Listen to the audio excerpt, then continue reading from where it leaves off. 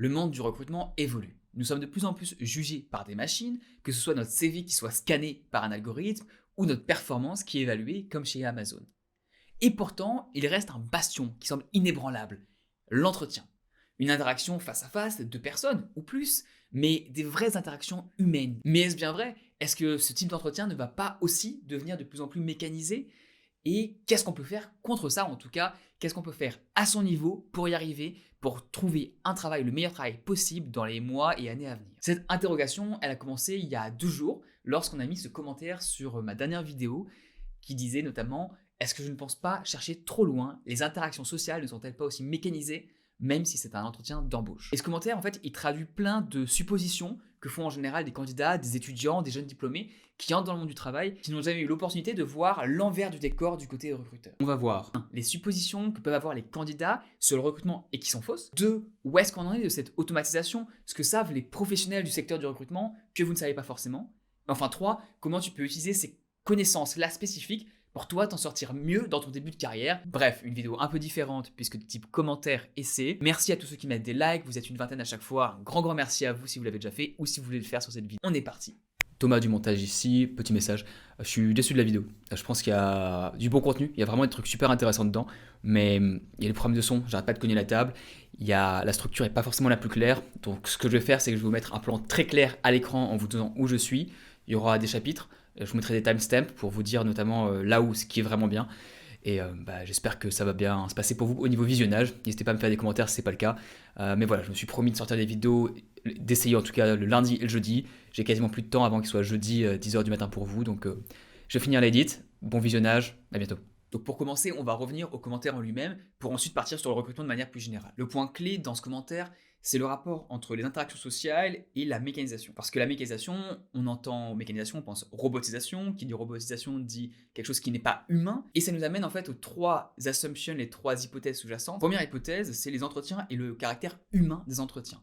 Alors oui, il y a 2 personnes, et donc en tant que candidat, on pourrait se dire, c'est 2 personnes qui parlent, il n'y a pas de problème, c'est comme une relation normale en fait, c'est comme quelqu'un qu'on rencontrerait ailleurs, c'est juste qu'on est dans un contexte un peu particulier. Bah oui, mais c'est justement ça, on est dans un contexte particulier, et c'est même très particulier, c'est qu'il est différent de tout ce qu'on a l'habitude de connaître. Pourquoi? La différence principale, c'est que dans une relation, bon, il y a un contexte, on va se rencontrer dans un bar par exemple, par moment il peut y avoir un but, ça peut être une date, mais il n'y a jamais cette notion de jugement et de couperet qui tombe à la fin, c'est-à-dire un oui, non, brut, décisif, intransigeant, et vous savez qu'il sera là. C'est le but de l'entretien, c'est d'avoir ce jugement à la fin, c'est d'avoir ce couperet qui fait que oui, cet entretien, il y a un caractère humain à l'intérieur, bien sûr, parce que c'est 2 humains qui parlent ensemble, mais il y a un caractère codifié qui est extrêmement fort et beaucoup plus fort qu'on ne le pense quand on est du côté candidat. Et cette codification du rapport, elle a 2 conséquences hyper importantes. La première conséquence, et c'est la deuxième partie, c'est le caractère unique de chacun et en quoi ça a une importance. Et en tant qu'étudiant ou en tant que jeune diplômé ou même en tant que jeune professionnel, on a l'habitude de se dire, écoutez, moi je suis unique, tout le monde est unique et c'est ça que je vais montrer à l'entretien pour me différencier. Ça, c'est mal comprendre qu'on est dans un espace codifié, le but c'est d'avoir un jugement et on ne te juge pas pour ton caractère unique. En fait, personne n'en a rien à faire.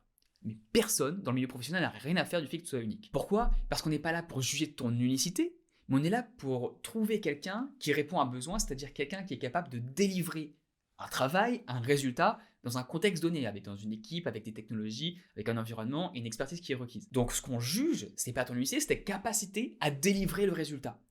Et ça change tout. C'est cette non prise en compte de l'unicité qui fait qu'on peut commencer à automatiser. Regardons rien que ce qu'a fait Poisson Fécond, le youtubeur Poisson Fécond, qui a une entreprise qui est assez connue dans le milieu pour être l'un des youtubeurs francophones qui montre qu'il a des personnes qui travaillent avec lui, pour lui, et qui est très transparent notamment sur son process de recrutement. Il a fait une très bonne vidéo, je la mettrai le lien à la fin, une interview avec, je crois, Stan Leloup. Et il dit notamment dans cette interview qu'il a fait beaucoup d'erreurs en recrutant des gens et que maintenant il a un process qui est de plus en plus robuste, où il fait un tri préalable avec plein de questions, enfin je crois qu'il y a une dizaine de questions au début, et si tu réponds oui ou non à certaines d'entre elles, t'es éliminé, parce que ça ne correspond pas au profil de personne qui cherche.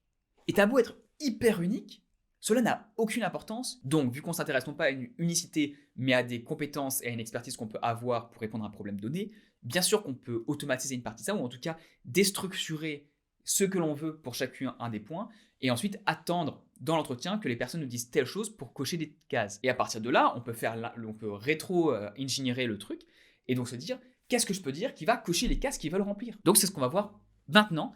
Qu'est-ce qui se passe que tu ne sais pas dans le monde du recrutement? 3 points importants ici. Le premier, c'est que oui, il y a une automatisation du processus de recrutement. Et ça, c'est partout. Tu peux regarder avec Amazon, ils ont quasiment un système où ils peuvent recruter les employés dans les entrepôts aux États-Unis quasiment automatique sans aucune intervention humaine, qui va même plus loin puisqu'ils peuvent évaluer les performances des employés au fur et à mesure, aussi via des algorithmes, et les personnes peuvent être quasiment virées par des algorithmes. Et ça va aller de plus en plus loin parce que c'est plus efficace, ça coûte moins cher d'avoir un process qui est people-proof, qui est automatique, qui est rapide, plus cher à mettre en place au début, mais une fois que c'est fait, c'est beaucoup moins cher à entretenir et c'est beaucoup plus efficace. Donc les entreprises ont bien entendu un intérêt en argent et en temps à les utiliser. Un dernier exemple, et sur les entretiens justement on y arrive, mais on va de plus en plus aussi vers des entretiens asynchrones comme première partie de process de sélection. Alors c'est quoi un entretien asynchrone? C'est un mot très joli, mais pour dire juste qu'on n'est pas en simultané, et donc on va te demander de te filmer par exemple à répondre à 5 questions type. Enfin, il y a d'ailleurs une startup qui m'a contacté, une startup française qui travaille là-dessus, et on va faire sûrement une ou deux vidéos ensemble pour vous montrer des exemples de comment est-ce que tu peux répondre à ce type de questions pour te préparer. C'est de plus en plus courant dans les grandes entreprises, donc autant t'y aider. Alors deuxième grand point, avant de continuer, un disclaimer, bien entendu qu'il y a des différences selon vos secteurs. Cette automatisation du recrutement, elle est beaucoup plus facile à mettre en place dans des secteurs où il y a beaucoup de gens, et notamment lorsqu'il y a un travail qui est répétable, qui est simple, presque mécanique à faire, notamment les jeunes diplômés. Les stages, tout ce qui est les métiers plus ou moins manuels, ouvriers, conducteurs de camions, caissières, et aussi tout ce qui est jeunes diplômés ingénieurs. Vous êtes plusieurs centaines, plusieurs milliers par an à être diplômés.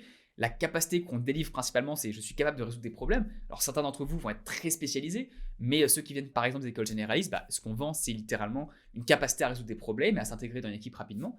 Ça, vous en avez plusieurs centaines, donc cette automatisation, elle a lieu ici.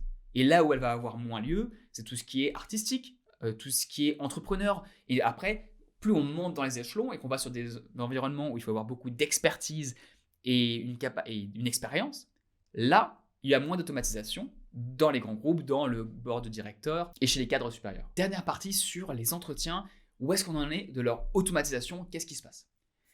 Les entretiens, on ne va pas se mentir, il y a déjà 80% qui est déjà quasiment totalement automatisé. Alors, il y a 3 types d'entretiens, grosso modo. Il y a l'entretien RH, qui lui, c'est simple, c'est leur boulot, ils ont des fiches, les RH arrivent, ils font que répéter ce qu'ils ont à dire, et ils t'écoutent, ils prennent des notes, et c'est basta. Tu vas avoir quasiment aucune interaction avec eux. Très désagréable d'un point de vue candidat, puisque justement, là, tu es assimilé vraiment, tu es pur et dur du mécanique, on s'en fout vraiment de toi. Alors, s'ils sont bons, ils vont te faire sentir bien, c'est leur boulot, mais 80% non, donc très bien. Deuxième type d'entretien, ça va être l'entretien avec un manager dans le cadre d'un process formel. Dans ce cas-là, 80% est automatisé, c'est-à-dire que le manager va arriver, il va voir sa liste de questions, bonjour, et il va devoir prendre des notes. Et la liste de questions, c'est pas lui qui l'a faite, c'est les RH, à partir de ce que lui a dit, ça c'est mes points principaux. Et notamment, par exemple, quand tu prends des grands groupes français et internationaux, ils doivent reporter les réponses dans leur système RH, ou en tout cas garder un record et faire un scan. C'est pour te dire à quel point ils ont peu de liberté sur cet aspect-là. Et pourquoi? Parce que le but, c'est de simplifier le process, d'utiliser les bonnes pratiques qu'on peut avoir, de limiter les biais humains à la sélection.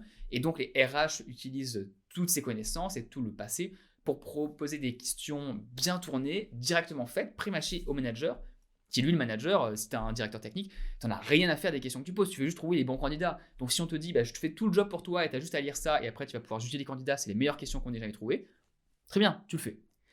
Donc ça, c'est le deuxième entretien. La seule partie qui n'est pas automatisée, c'est que là, tu as quelqu'un de réel en face de toi qui va te parler comme un humain, parce que lui ne voit pas beaucoup de gens. Mais le début va être plus ou moins humain, le small talk qu'on va parler. Et ensuite, la fin, quand tu as des questions, et si vous commencez à dérailler, aller un peu en dehors de ce sujet de l'entretien.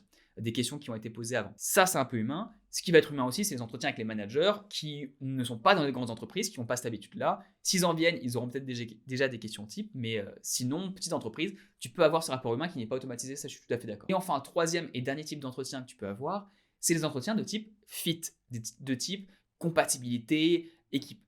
C'est typiquement ce qui va arriver, pareil, ce type d'entretien, tu les as dans les grands groupes, au 3e, 4e, 5e tour, et c'est parce que les gens ont grosso modo dit oui, et on veut s'assurer que tu seras un bon fit dans l'équipe.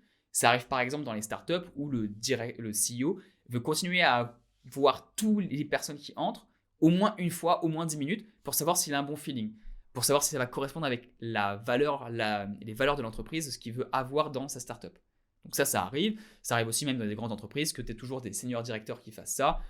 Tu parles 10-15 minutes. En général, ils ont 2-3 questions qu'ils veulent poser pour savoir comment est la personne. Moi, j'en ai une aussi, j'en ai 2-3 qui sont vraiment censées être smart et qu'on va jamais te poser.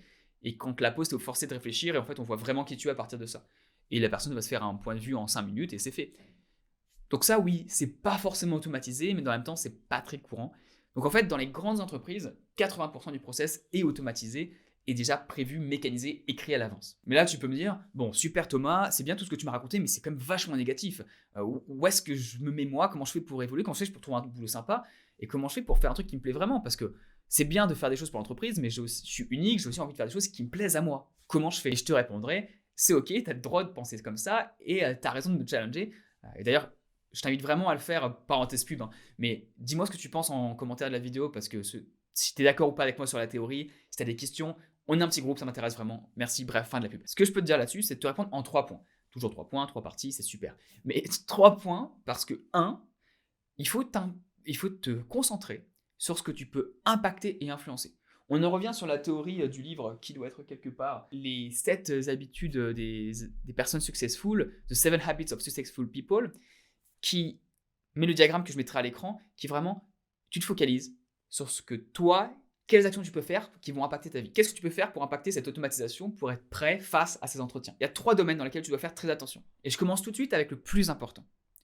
Le plus important pour ta carrière, pour le moyen long terme, c'est ton réseau. Et si tu es comme moi à l'époque, tu n'avais aucun réseau quand tu arrives.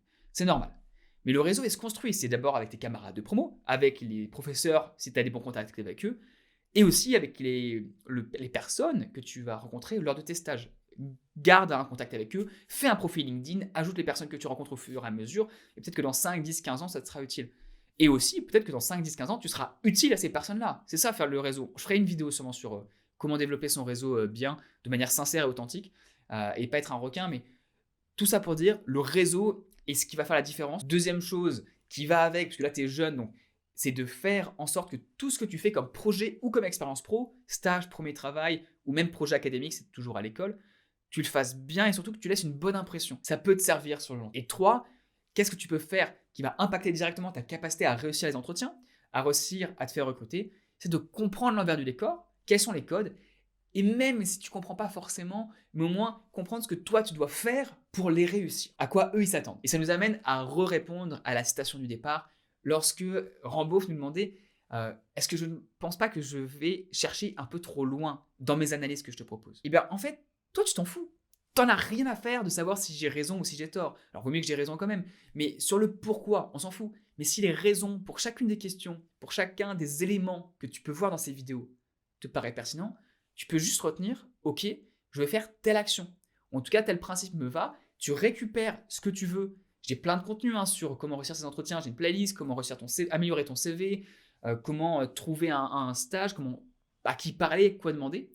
Tout ça, toutes ces fonctions et tout ce que tu veux trouver ailleurs, les conseils qu'on te donne par des amis, ce que tu peux lire, ce que tu peux trouver sur d'autres chaînes YouTube, et ce que peuvent te dire tes professeurs, tu prends tout et tu te fais ta liste, et tu fais ta liste qui te paraît pertinente. Et surtout, tu te focalises sur les actions derrière. Qu'est-ce que tu peux faire en concret? Comment est-ce que tu poses les questions? Qu'est-ce que tu vas dire? Je le vois un peu pour revenir sur l'aspect ingénieur, c'est que tous les conseils, c'est des boîtes à outils. Est-ce que je vais trop loin sur mes vidéos? Peut-être, parce que j'aime bien ça, j'aimais bien la topologie lorsque j'étais en prépa, donc j'aimais bien représenter les phénomènes et aller chercher pourquoi.